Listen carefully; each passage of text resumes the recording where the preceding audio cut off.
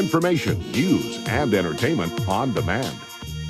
WSRadio.com. Welcome to This Week in Marketing, brought to you by the San Diego chapter of the American Marketing Association. Good morning, marketers. Welcome to another episode of This Week in Marketing, brought to you by the American Marketing Association's San Diego chapter and powered by WS Radio.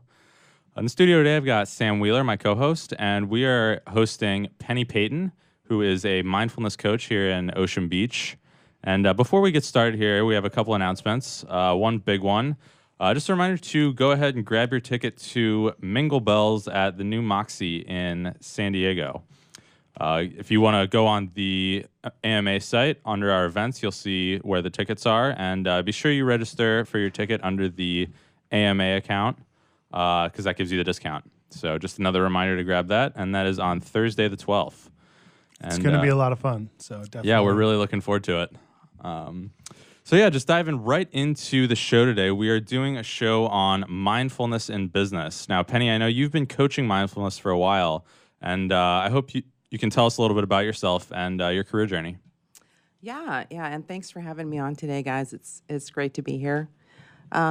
I started out in corporate business like a lot of coaches. I was running high-end fine dining restaurants, and two of them actually, and about $10 million a year in gross sales, and just kind of got burnt out with that and was never really happy. I had a fabulous life. I've been to the Super Bowl, the NBA Finals, the World Series. I've met President Clinton. I've hugged Shamu. I had all these really great experiences, and I noticed that I just was very unhappy.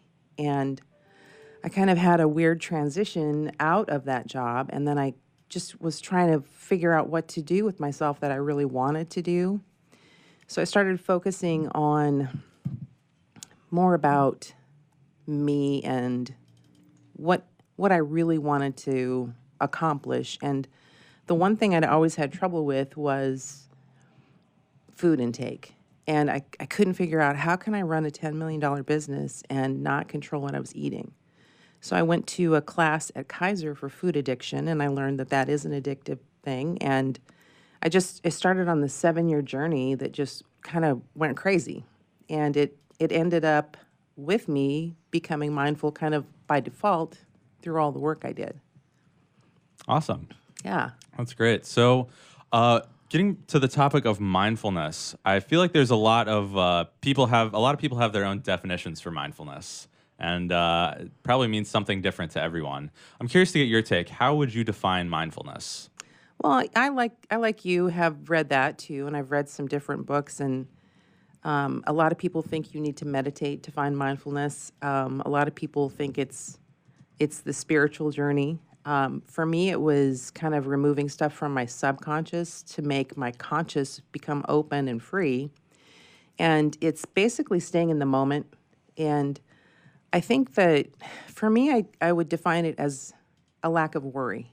When you're in the past or when you're in the future and you're very worried about something that's either happened or you're fearful of it happening or you're fearful of it not happening, you kind of get drugged down to this place, and it kind of blocks you. It kind of keeps you in this spin, and then you're just really not present. So for me, when I started clearing out everything, I call it emotional baggage, and I now look at it like emotional self-awareness. And once I got to that place, I just opened my eyes one day and I said, oh my God, I'm actually mindful. I'm actually where people strive to be and work hard to be. And I did it without meditation. I just did it with doing the work of all of the insecurity and fear.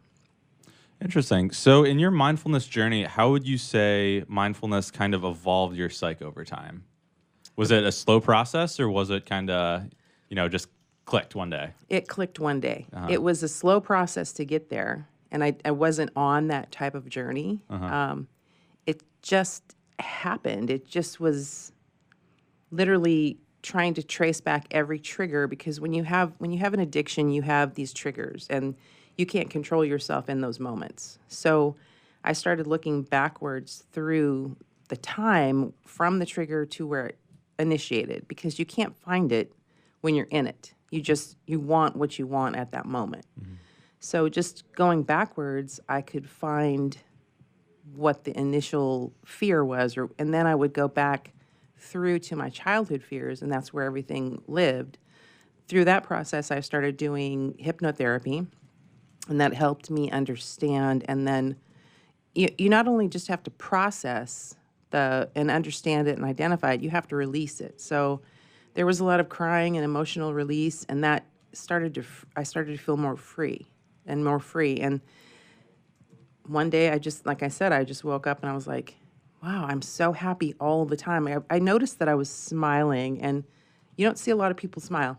And I noticed people were looking at me like I had lost my mind, and I had to start paying attention. I was like, why are they looking at me like that? And then I just kind of realized, I'm like, I feel really good all the time, and I'm present. And that it just kind of snuck up on me. So in your experience in working with other people, does it click for a lot of other people, or is it a long process? I think the idea of mindfulness clicks, and most people are seeking it. When it comes to business coaching, it seems like, well, actually all coaching, because I'll coach through anything you want, but I'm working with two people specifically right now on business, and they come in with their agendas and what they want to work on. And in fact, my first client was a double board certified Harvard graduate doctor, and she wanted to work on business, and it all ended up going back to where the blocks were in the business, which all went back to these childhood fears and insecurities. Interesting. Yeah, it's really interesting. So as a whole, how would you say mindfulness has kind of grown as a social phenomenon over the past, maybe in your experience? I think people are starting to really recognize that we have these social conditionings and these expectations that come from friends, family, parents, things like that, and they want us to be a certain way, or they want us to have accomplished a certain thing, or we need to make a certain amount of money, and then once we make the money, we always feel like we need to be better and make more money and get bigger houses. And I think more people are starting to see, like with the tiny homes, people are starting to see they're not happy too. And I think they're searching. So they're searching for two things, happiness and mindfulness. And it just depends on where they're at on, which side of the fence, how unhappy they are, what they're looking for. If they've done a little bit of work, I think sometimes they'll go towards the mindfulness thing faster because they're aware. It's really about self-awareness. If you're just going through your day and you're rushing around and you're trying to get everything done, sometimes you can't even pay attention, and you distract yourself, or people comfort food, retail therapy.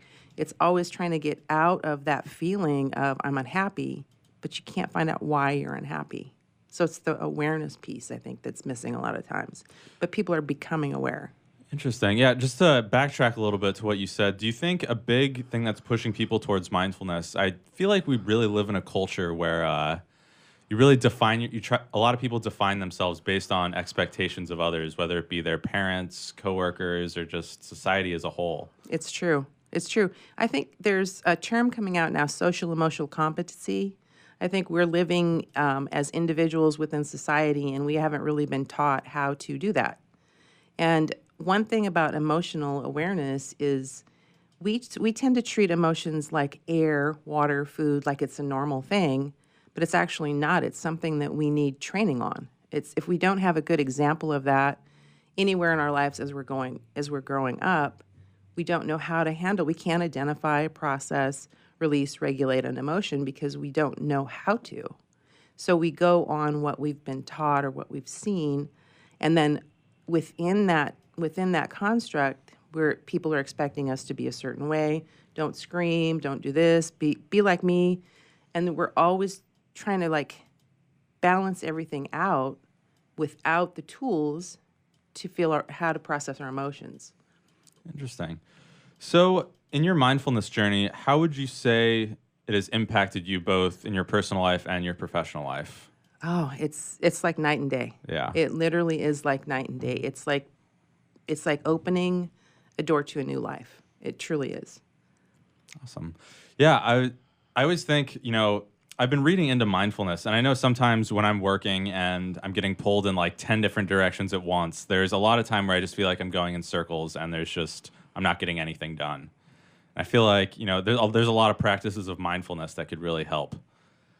So I'm curious, what are some of the biggest reasons you see people seek out mindfulness coaching?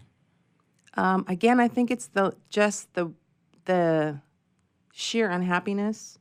And a lot of people start with a goal of wanting to change something.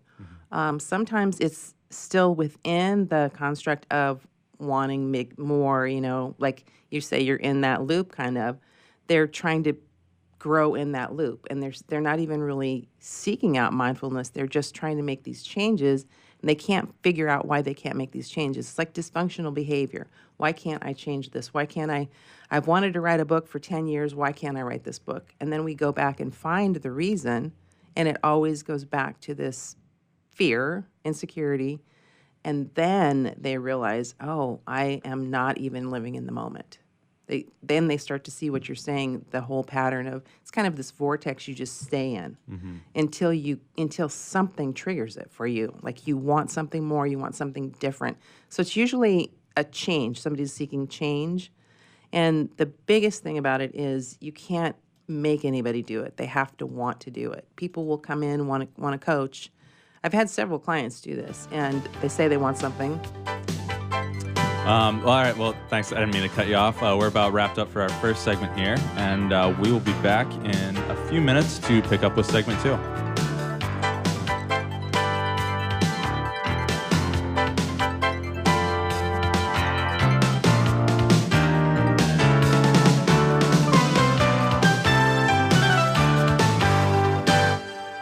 A podcast or radio show on WS Radio is a great way to create content marketing.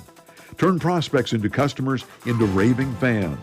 Contact Wade at wsradio.com or call 866-WS-RADIO. Hi, this is Rob Barnett, CEO and founder of VinVillage.com and the Wine and Dine Show on VinVillage Radio. Do you have a wine, event, product, or service to promote? Then contact VinVillage.com to reach thousands of wine lovers across the country. VinVillage connects like-minded wine enthusiasts with unique and exclusive wines, events, products, and services. To learn more, contact us on VinVillage.com. VinVillage is where wine lovers connect. I raised $8,000 to build schools for South African children. After realizing how many people go hungry in San Diego, I now volunteer at a food pantry. I'm spending the next year doing volunteer projects across 3 countries and helping in ways they designate to be the most helpful. The World Link program at the Joan B. Kroc Institute for Peace and Justice recognizes the potential of youth as agents of social change. Learn how you can help youth become a generation of leaders in action at peace.sandiego.edu. One person has the power to change the world, impact millions of lives, and leave a legacy for lifetimes to come. That person is you. In the New York Times bestseller, What is Your What? Steve Olsher, award-winning author and founder of the Reinvention Workshop, reveals his proven process that has helped thousands of men and women discover, share, and monetize the one thing they were born to do. Grab your free copy now at www.whatisyourwhat.com/free. That's www.whatisyourwhat.com/free. Take a break from politics. Tune in and learn something. WS Radio shows are worth your time and are filled with tips and advice. Add us to your lunch routine, and we'll give you a meal for your mind. Can you help a newborn baby in need? Sometimes the blessing of birth becomes complicated and perilous. Miracle Babies is there to help. Miracle Babies helps moms and dads give their all to their struggling little baby, but still need more. When you give to Miracle Babies, you help them give more. More skin-to-skin care, breast milk, and love. Go to miraclebabies.org and give right now. Be their miracle. Small businesses are the lifeblood of America's economy. Every Thursday, SBA Radio interviews industry professionals and is dedicated to provide small businesses with timely insights and innovations. Visit www.sbaradio.us for details. Talk to me. Information, news, and entertainment on demand. WSRadio.com. Welcome to This Week in Marketing, brought to you by the San Diego chapter of the American Marketing Association.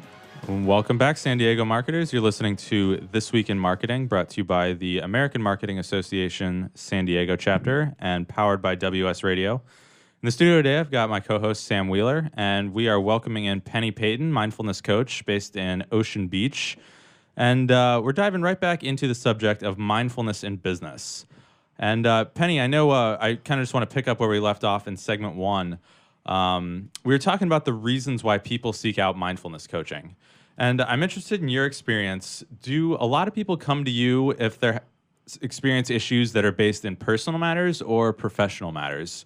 I'll give you an example. On my last job, I was just miserable every day when I came into work. Like, outside of work, I was great. And, over time, working that job that just made me miserable every day, that flowed into my personal life. And I'm interested to see what the people that come to you for coaching, does it a lot of times start in personal problems, or does it start in kind of professional problems that spiral into personal problems, if that makes sense? Well, actually, probably all three. I think what you're saying is pretty normal. I mean, it's sad to say that that's normal, but I think that happens to a lot of people. I have people who start out wanting to do coaching around personal things. I have people who start out wanting to do coaching around business things, building a business, branding, things like that. And then also just unhappiness in work, as you're talking about. And they all want a change. It's kind of like what we started with. It's seeking out a change, seeking out. They never come to want to identify what it is, but we always end up identifying the reason that they're unhappy. And people don't like to talk about emotions. People don't want to get into that. There's a big fear around it. And again, I think it goes back to the lack of training. So when we start coaching, I have a client right now. She came to me for business, and she's building her own kind of green space business with rentals and marketing like that. And we started doing 2 or 3 sessions, and she kept bringing up a lot of anger. And I said, listen, let's go back to this anger, because this seems to be blocking you in 5 or 6 different ways. And she just said, yeah, I'm angry all the time. My husband tells me I'm angry all the time.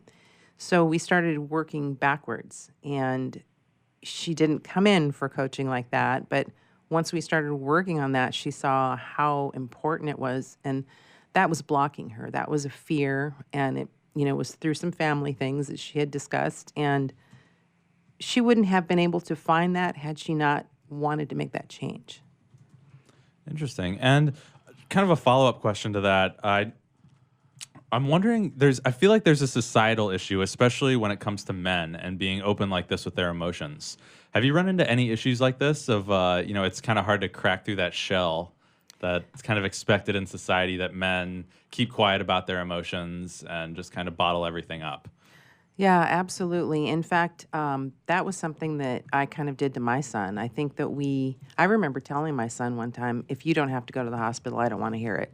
And I think now I'm like, oh my God, I can't even believe I was that person. But again, that's where you're blocked. And if you yourself as a parent aren't in touch with your own emotional well-being, you can't be there for your child emotionally. I've had a client recently that came 2 or 3 times. His mom approached me. I've coached her, was very successful. She wanted me to coach her son. He's in his 20s. And he only met a couple of times, and he did not want to talk about his feelings. But everything that he had was an emotional-based issue. So, yeah, I do think that we have trained our young men, to kind of fear emotions and try to keep them bottled up, to be strong. And then we've also just not trained anyone on emotional well-being. And I honestly, I kind of take when there's a lot of emotional issues. I think in the United States, a lot of people just kind of turn to antidepressants, or they go to the doctor to get a prescription, and I feel like that's really a cheap, quick fix that isn't really sustainable. Well, I think that's what our society is looking for, the quick fix, the instant gratification. I think if we really sat down and mapped this out and penciled it, I think we would find that capitalism is really winning and the rest of us are really losing. And this is about marketing. There are a lot of things in marketing that target our insecurities, that target our fears. When you're mindful, when you can get to that conscious place in yourself, and you feel you drop judgment, you drop comparisons.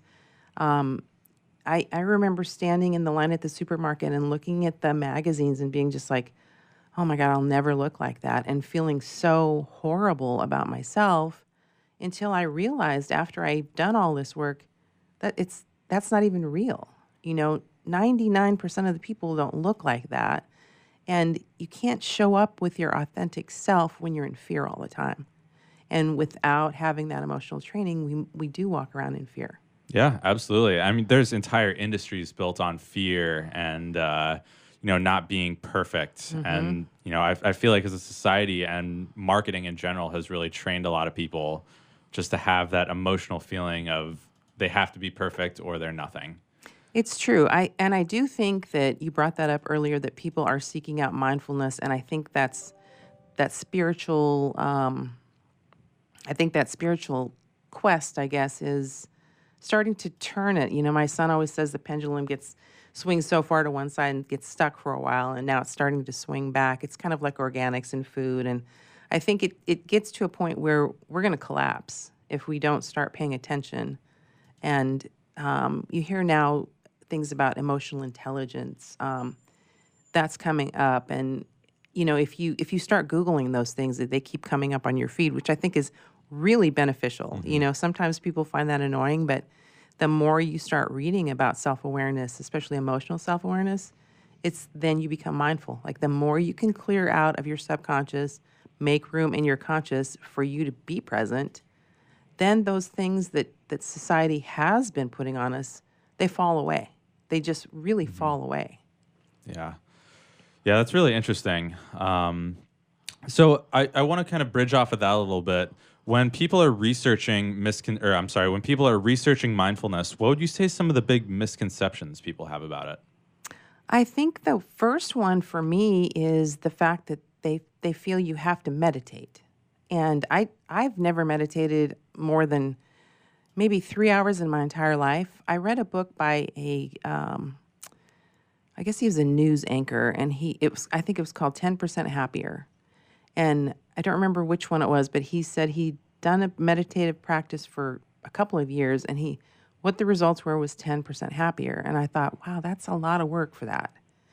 And so when I just came across this, I thought, you don't have to meditate. I've done, through all my process of learning to break my food triggers and my food addiction, I've done a lot of hypnotherapy. So I've gotten into the meditative state through that, but I did it consciously so I could work the problem, rather than becoming, like at one with the universe or anything like that. I wanted to get into my subconscious to find all those things that were locked in there from childhood. And I can see the benefit if you are already mindful of meditating, but I can't see meditating getting you there. I mean, that's just me. I could be totally wrong, and I'm probably going to upset a lot of people by saying that. I'm sure everyone has, their own perfect formula to get to that mindful state. Maybe in some people's case, it is meditation, or, I'm sure it varies from case to case, but again, I'm not an expert. So I'm wondering, when people first start in mindfulness coaching, what do you say some of the major hurdles are?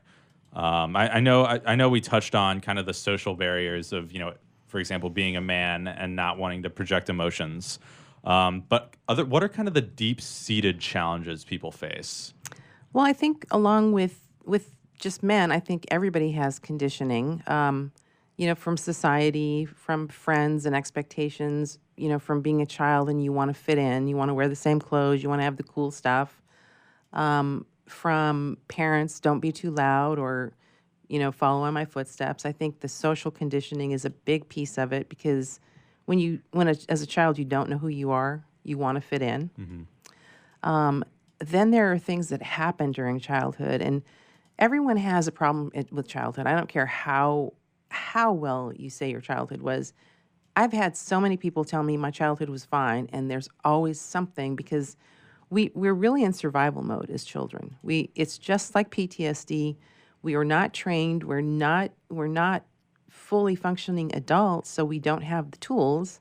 And when something happens to hurt us or keep us in fear, and no one is there to help us, and we're afraid to talk about it, it stays as a repressed emotion. It's why they talk about your inner child. Mm-hmm. It stays there, and it's hidden, and people can't find it, which is where a lot of the self-defeating behavior comes from. And I think where a lot of addiction and disorder come from, where we've because we can't find it, we've turned to big pharma, and now we're taking these pills. And I think I've learned that about 85% of America are on some sort of prescription, and I'm 61. I don't take one prescription at all, and I haven't in my entire lifetime. But I'm also a vegetarian, so that probably helps. Mm-hmm. But I think that we just are so unaware of this, how hidden this stuff can be. And, we talk about childhood trauma. When you think of trauma, you think my parents were divorced or I was in a plane crash or it's this very subliminal, like hidden, minimal trauma that really messes people up. And I think that causes the insecurity and fear that we can't even find most of the time. I'm afraid of, I had a friend once who told me she was afraid to go have coffee by herself in a cafe. Wow. Yeah. Sorry to cut you off again. That is going to do it for our second segment. We'll be back in about 3 minutes to kick off segment 3, in which we'll dive more into the specifics of, Penny, your approach to coaching mindfulness and how it impacts people in business. Stay tuned.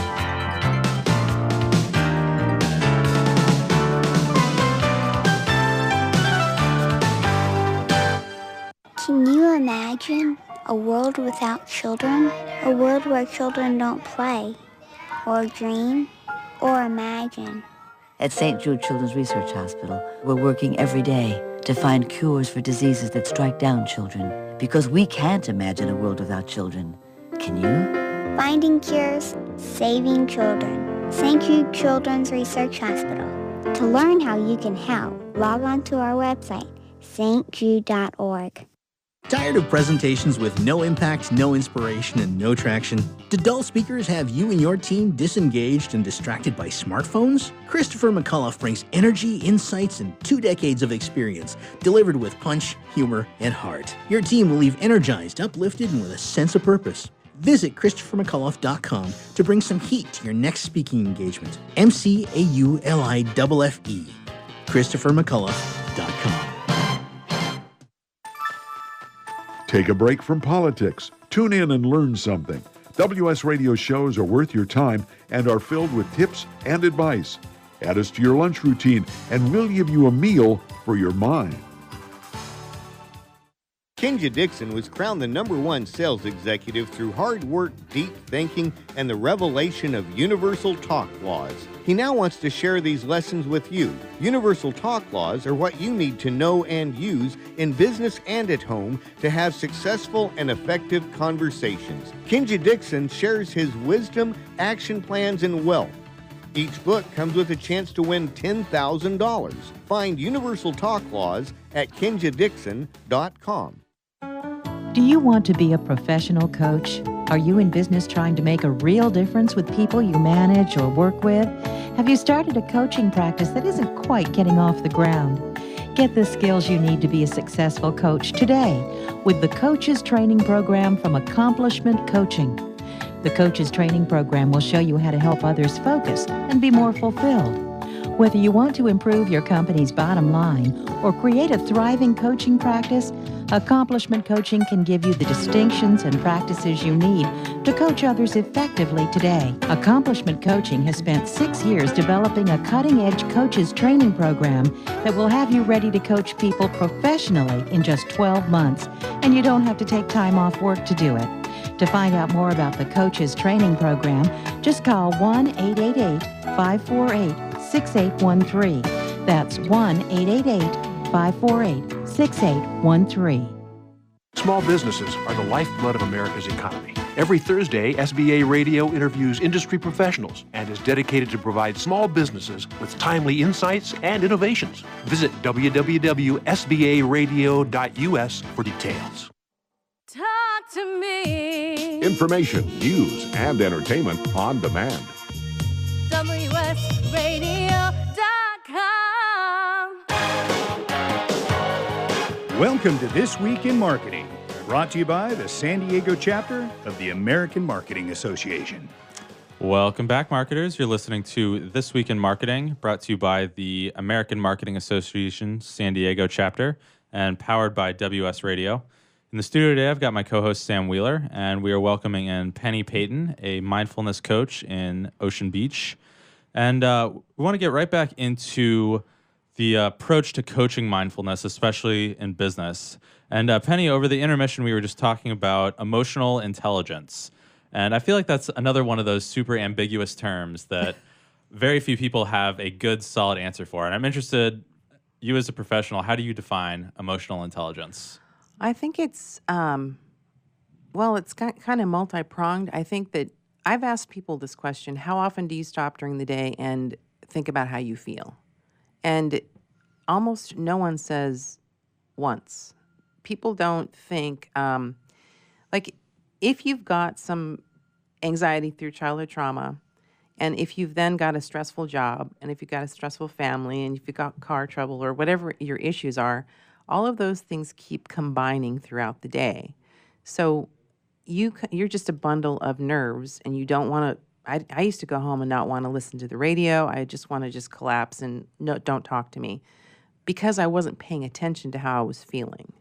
So when you're emotionally intelligent and you're aware, you stop. If someone kind of slights you during the day, you don't just keep pushing it under the rug. You stop, think about how it makes you feel, addressing it, and then you have to be able to realize that everybody is responsible for their own emotions. Mm-hmm. So if somebody's projecting something on you, you don't have to take it as a personal assault. That's one thing, being aware. Another thing is kind of getting out of authoritarian thinking. A lot of people think, these people should take care of their lawn, or this person should dress that way, kind of those projection, the social impact. That is just authoritarian thinking. When you think things should be the way I think they should be, that means you're not aware. That means you're not in acceptance. You believe you're better than everybody else. Mm-hmm. That is also lacking emotional intelligence. Also, acceptance. I think acceptance of self and acceptance of others, I think that's a big sign of emotional intelligence. When you look down on someone, or you think you're better than someone, or you're judging, that is just, there's no place for that, especially in business. Mm-hmm. But it happens all day long. Everywhere you go, you can go in almost any place of business and there'll be two employees talking about another employee. It's everywhere. It's pervasive. That is a lack of emotional intelligence. Everyone is perfect in their own right. We never know where anybody's been when we meet them, so we can't judge. We can't, when the guy cuts you off in front of the freeway, he's not doing it because there's something wrong with you or to offend you, and yet we get mad. And I had a guy that threw a baseball at somebody once. I'm like, wow, that guy could have just lost his son. You don't know what's going on in his life, so we kind of have to give everybody their own space and acceptance. I think those are probably the big points of emotional intelligence. Interesting. And I saw a quote a few weeks ago. It was emotionally strong people, for the most part, discuss ideas, whereas emotionally weak people are the people who gossip and, do really judgy things about other people. True. Yeah, True. That was a really interesting quote that stuck with me. So I want to dive into your approach to coaching. So let's do a hypothetical situation here. Let's say I've come to you, Penny. I say, Penny, I am miserable at work. It's really starting to affect my personal life. I come home in the evenings, and all I want to do is just sink into the couch and drink a bottle of whiskey until I pass out. I need your help. I don't know how to control my emotions. What I've been doing, I'm sweeping it under the rug, and I'm developing a drinking problem. Right. I need you. Right. Well, great. This is a hypothetical situation. Are you sure? No, I'm just kidding. I think, well, the first thing we do is always acknowledge the fact that you're having those issues and kind of tell you that it's kind of normal, validate your experience. I think that's important because when we're talking to friends and family, they want to help. And most people are thinking, here's my experience, and they're coming back with an answer. They're not really listening. So coaching is very, very active listening. So we want to acknowledge and validate, and then we want to make sure you're heard, and then we want to get in there and ask some really pointed questions. Why do you think you're doing that? Why do you think that's happening to you? What happens to you at the end of the day that makes you so anxious? Where did it begin? Where did it start? And then it always goes back to, we'll get to the pointed questions. There'll be some very serious details that come up, and then I'll always ask, now, when was the first time you remember that happening? And people will think back, and it's amazing. It goes back to, I remember I was in this play in 5th grade, and I remember passing out on the stage. And I remember waking up and being so terrified because everybody was looking at me. And that trauma has never been released. And I'm like, when did you process that? Who helped you? Oh, just the school nurse took me in and my parents were there. And did they talk to you about it? No, they just said I'd be fine. Well, were you fine? Well, I guess not, right? And it's this aha moment that goes back to this pain. And then when we keep talking through it, and it ends in tears, and then it's released. And it's amazing. So that's the process. It's just very pointed questions, and sometimes you have to be sharp with them. Sometimes because people will say, I don't remember, but you have the answers. You're the one that has the answers. You just need the questions. Mm-hmm. The answers are in there. You just have to uncover them. Mm-hmm. So I want to get into setting goals. When you start coaching people, how do you go about setting goals for people or helping them set their own goals? Well, it's kind of like a mile marker. It's funny because we don't do a lot of setting goals. It's usually 1 or 2 sessions, and they kind of get to the root of things, and then we start doing more sessions to clear those out. So some clients will come in and they'll work for 3 weeks and they'll be completely fine.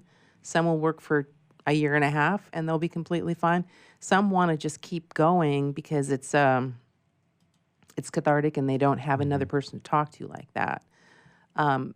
Most of the people, when they start to want to set the goals, once we've cleared the blocks, which are the fear and the insecurity, and found those moments, they're able to set the goals. It's pretty amazing. They want this kind of accountability, but once you get the stuff out of the way, you're already accountable. Interesting. So what are some good examples of short and long-term goals that you've seen? Is it like, for example, if we're going back to my hypothetical situation, would a short-term goal be like stop drinking during the week or, eventually just stop drinking altogether? Yeah, I'm working with hypothetical again. Yeah. I'm still questioning. No. I'm working with someone on smoking right now, and it's kind of like that. And it's more of what will you do to replace what the thing is, because a lot of the things that you do when you're in, it's like the, retail therapy. All those things that you do are kind of a foundation, right? So that's why you can never take something away from a person who's addicted because they don't have anything to fall back on. So the goal is to build a foundation and transfer that, right? Rather than I've seen people who have, okay, I'm going to lose weight, and then all of a sudden they're spending all their money. So they've just exchanged one addiction for another. So every goal has to be something that will exchange it for a healthy behavior and remove the dysfunctional behavior. It really depends on the person and the individual and how deeply rooted that is. Sometimes those things are buried so far. I send people to a hypnotherapist sometimes because they're so far in there that they can't even get them just in a conversation. So the goal really is going to be dependent on the person and what their experience is. Interesting. So I want to get your take here. When people come to you, and they're starting to set their goals. I know, like it said, it depends on the personality or the person who comes to you in their situation. Do you like to typically start with personal goals, or if we're in the business world, does a lot of it have to be professional goals, or vice versa, or is it kind of a combination of both? Like, for example, if someone comes to you being like, I was perfectly happy before I started working, and slowly the ball's kind of been rolling, and things have just gotten worse and worse and worse every day since I've started working. Do you think a lot of those issues started personal, but they just don't realize it? Or is it better to start with the professional goals, if that makes sense? Well, if somebody comes and wants professional coaching, and we can sit and lay out a guideline. Okay, this is where you want to be in 2 months. I just did that with a client last week. Okay, in 5 years, where do you want to be with? He's got 5 projects going on. Where do you want to be in? He's like, oh, I never thought about 5 years, and he was thinking very small, minimal. And I'm like, well, what do you think the maximum could be? And he was very surprised. So when we started kind of laying those out as far as mile markers or goals or things like that, he was very surprised to see that. And then it goes back to the personal, because we're wondering, well, how did you not see that? And because it's something that you're very familiar with. The person that's doing this work is very familiar in this industry. I'm like, how did you think that this was only going to be a $200,000 business when literally in 5 years you could scale this to a $10 million business? And you know that. And that's the aha moment again. It's never just business. There's always, because we're human. We're always human. We're never not going to be human.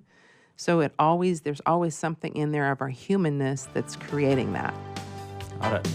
Well, that was a great third segment. We will be back in about 3 minutes. We'll pick up with Penny, your approach to mindfulness coaching and how it can affect mindfulness in the workplace. We'll be back in a couple minutes. Stay tuned.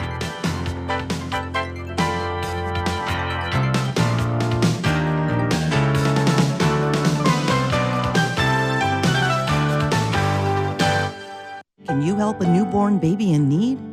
Sometimes the blessing of birth becomes complicated and perilous. Miracle Babies is there to help. Miracle Babies helps moms and dads give their all to their struggling little baby, but still need more. When you give to Miracle Babies, you help them give more. More skin-to-skin care, breast milk, and love. Go to miraclebabies.org and give right now. Be their miracle. On the internet, your business's reputation can be unjustly destroyed in an instant. Don't wait for that to happen. Building and marketing your 5-star reputation can increase your business by as much as 19%. Take control of your reputation and have the 5-star reputation you deserve with Reputation Marketing Solutions by DSI Development. Become the go-to company by visiting 5starrepmarketing.com. The number 5starrepmarketing.com. Nowadays, internet devices are an integral part of your home. Everyone in your family has a smartphone, tablet, or a computer. Life is easier knowing that all your devices are secured and your family can surf the internet carefree. ESET Multi-Device Security Pack does just that. One license for all your devices.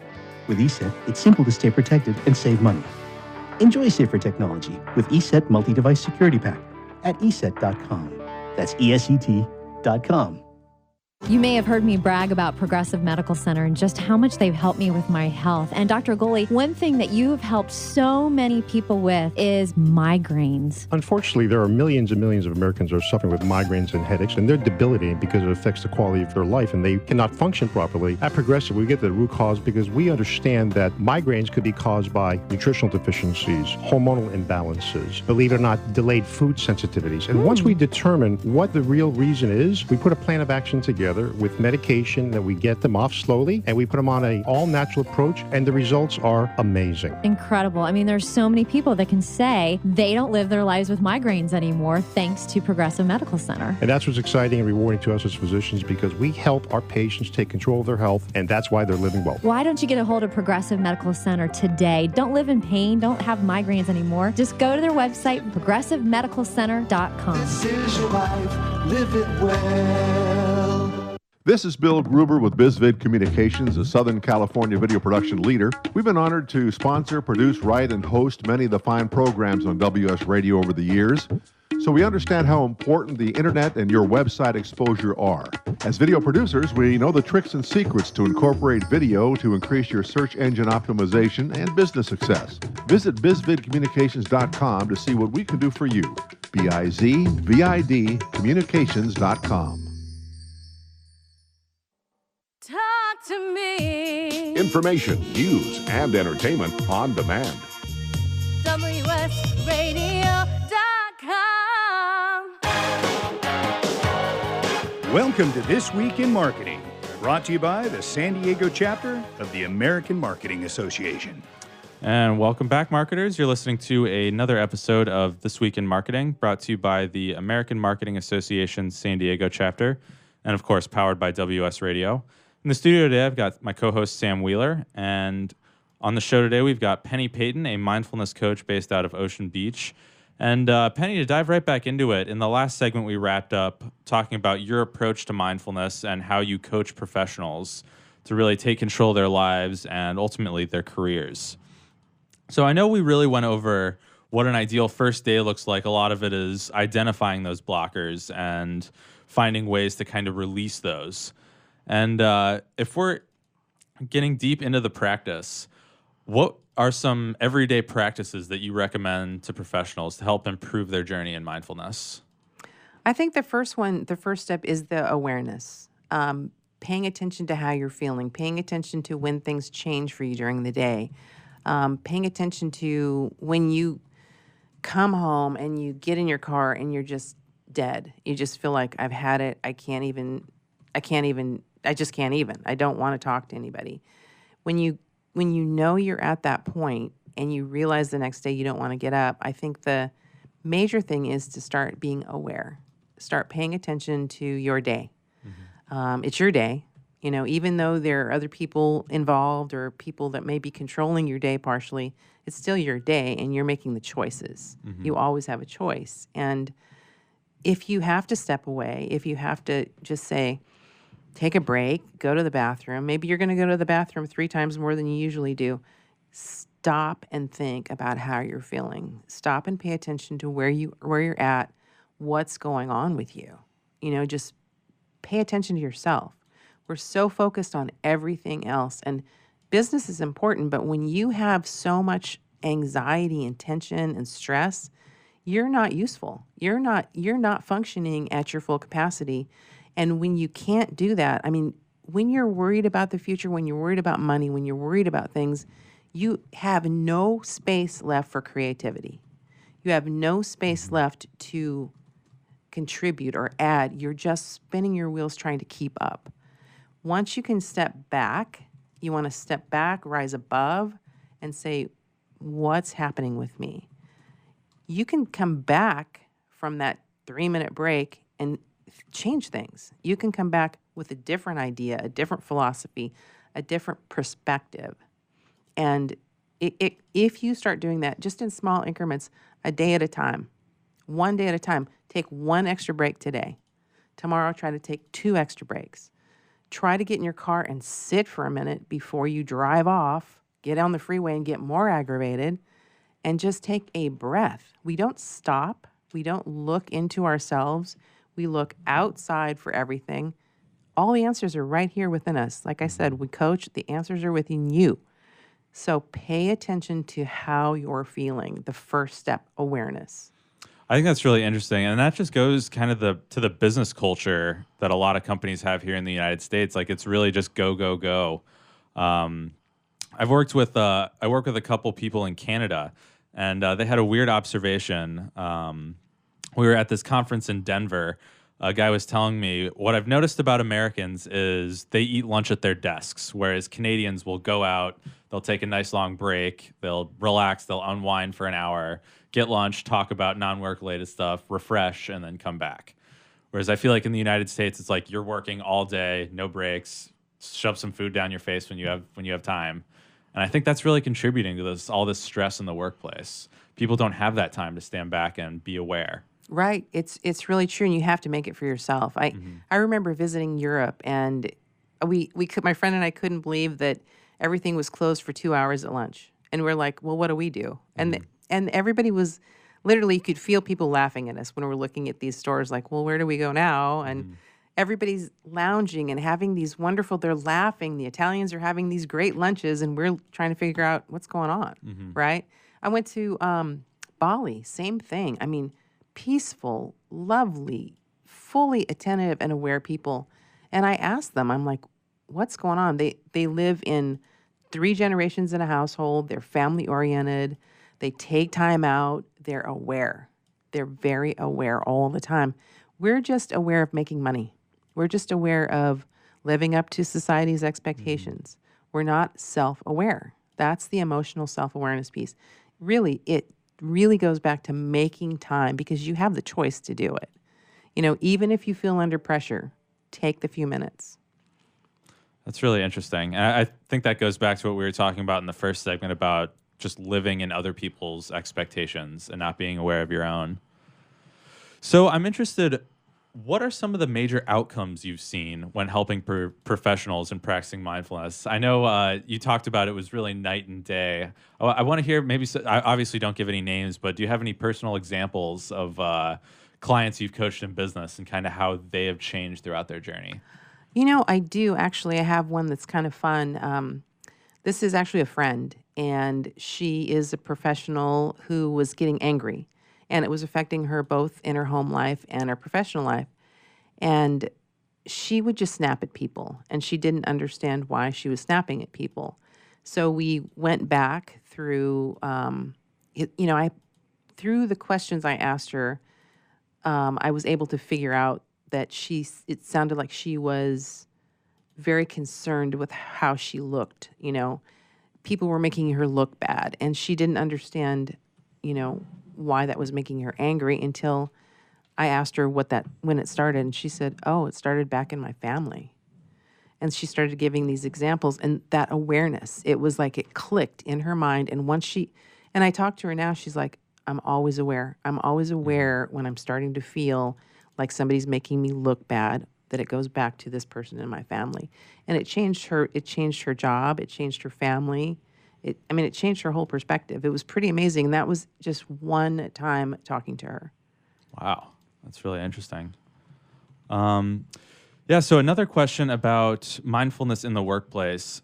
Have you ever had a client where you get to a point where it's just like, you just need to leave this place? Like, I can tell you at my last job, I got to a point where I was miserable every day, and it just got to a point I can't be here anymore. Yeah, there are jobs like that. That was the job I worked for 27 years, and it was just a snap decision. It was a moment where my health was not being taken into account. I almost died. I lost so much blood. I almost died. I had a 5-count hemoglobin, and my boss wanted me to fire my assistant and double my workload when I came back from that.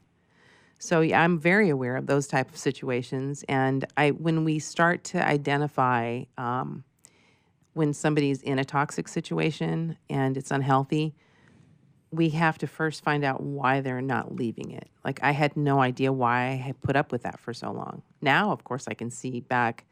Dysfunction was, when you grow up in dysfunction, that's your norm. So you thrive in dysfunction, but you're miserable, right? So we have to go back and find out why they are so comfortable there. And the key to all of this is an open mind and getting out of your comfort zone. Like, being willing to get out of that comfortable place. Okay, I want to go home and collapse on the couch, but tomorrow when you get up, you're going to hate it, right? So you have to be uncomfortable, and then you have to say, okay, I'm not willing to take this any longer, but what is the barrier for you leaving? And to be honest with you, there's probably 60% of the people who would love to do that, if not more. And I think there are room for these types of jobs, because we all have to learn and grow, and we can grow throughout our whole lives. So I think those type of jobs should be short term, right? I was very isolated and neglected as a child, so it took me a long time to figure this stuff out. I think part of that makes me able to help others more readily because I can see through a lot of stuff through all that I've gone through. But it really goes back to awareness and an open mind. Interesting. So we got time for about one more. Oh, maybe not. Okay. I guess that'll do it for our segment on mindfulness in the workplace. And stay tuned. Look at the AMA website. We'll have this posted in the next few days. And we'll see you next time. Thank you.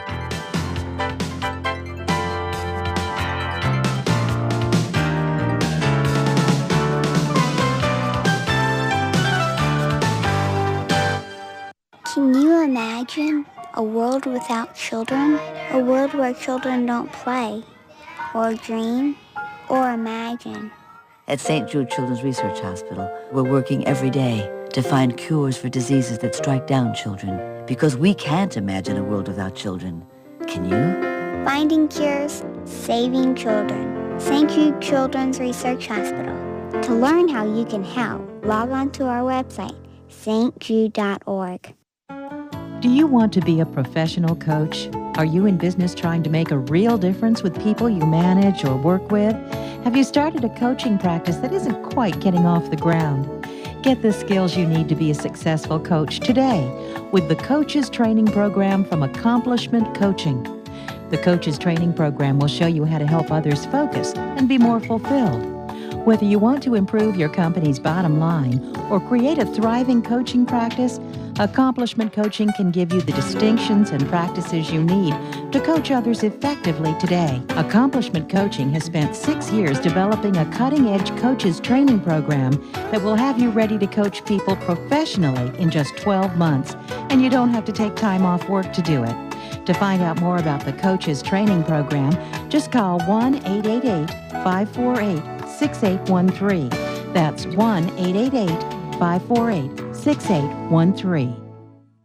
Tired of presentations with no impact, no inspiration, and no traction? Do dull speakers have you and your team disengaged and distracted by smartphones? Christopher McAuliffe brings energy, insights, and 2 decades of experience, delivered with punch, humor, and heart. Your team will leave energized, uplifted, and with a sense of purpose. Visit ChristopherMcAuliffe.com to bring some heat to your next speaking engagement. McAuliffe.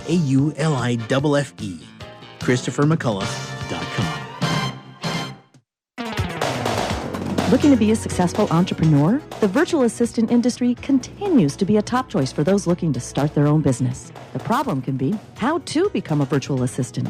Many turn to the Bible of the VA industry, the book Virtual Assistant, the series, and it's the perfect guide for office managers, executive assistants, and other administrative professionals looking to make the transition from employee to successful business owner. Go to vatheseries.com to get your copy today. Hi, Scale listener. This is David Finkel, co-host with Jeff Hoffman of Scale Your Business. I wanted to let you know that our newest book, Scale, was just released, and to encourage you to get your copy. The book will give you 7 proven principles to grow your business and get your life back. Scale will help you work less by getting your business to produce more. Get your copy online or at your local bookseller. For more information, visit us online at scaleyourbusinesstoolkit.com.